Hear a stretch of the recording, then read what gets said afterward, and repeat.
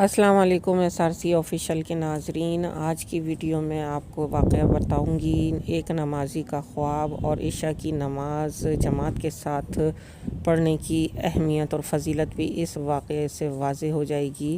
ایک ریکویسٹ کروں گی واقعہ بتانے سے پہلے، اگر آپ نے اب میرے چینل کو سبسکرائب نہیں کر رکھا ہوا تو اسے ضرور سبسکرائب کر لیجئے گا اور بیل آئیکن کا بٹن ضرور دبائیے گا۔ واقعہ کچھ اس طرح سے ہے کہ حضرت عبید اللہ ابن عمر رضی اللہ تعالیٰ عنہما سے روایت ہے، فرماتے ہیں کہ میری عشاء اور فجر کی نماز کبھی جماعت سے نہ رہی تھی۔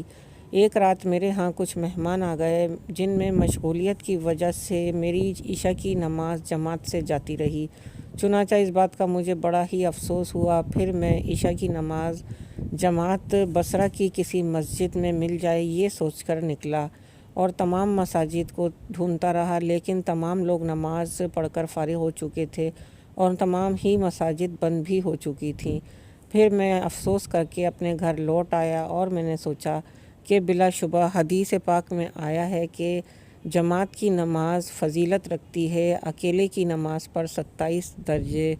اس سوچ کے آتے ہی میں نے سوچا کہ کیوں نہ میں گھر میں ہی عشاء کی نماز کو 27 مرتبہ پڑھوں۔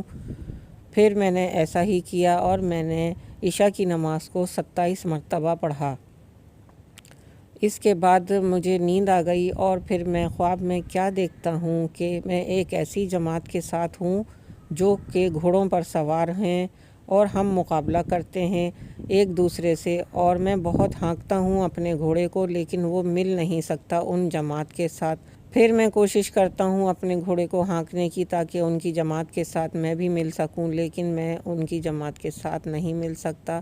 اچانک ان میں سے کسی ایک نے کہا کہ نہ تھکا اپنے گھوڑے کو تو، کیونکہ تو نہ مل سکے گا ہم کو۔ میں نے کہا کہ کیا وجہ ہے؟ اس نے کہا اس لیے کہ ہم نے عشاء کی نماز جماعت سے پڑھی ہی ہے اور تو نے نہیں، اس لیے تو ہم سے نہیں مل سکے گا۔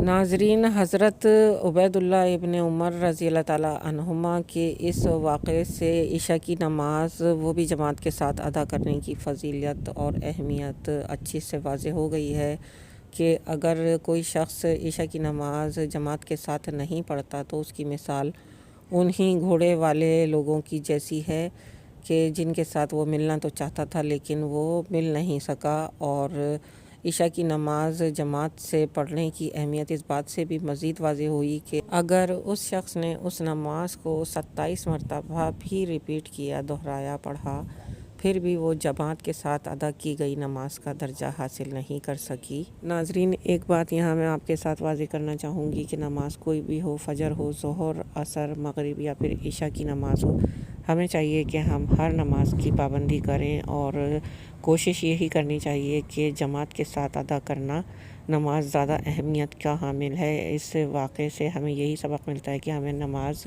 جماعت کے ساتھ ادا کرنے کی پابندی ڈالنی چاہیے اور اسی کی عادت اپنانی چاہیے۔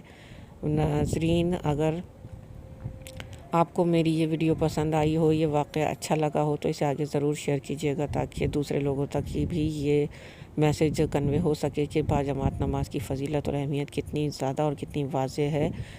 کوئی ایک بھی نمازی اگر اس بات پر عمل کر لیتا ہے تو یقین کریں ہمارا ویڈیو بنانے کا مقصد پورا ہو جائے گا۔ مجھے آنے والی ویڈیوز تک کے لیے اجازت دیجیے گا۔ جزاک اللہ۔ اللہ حافظ۔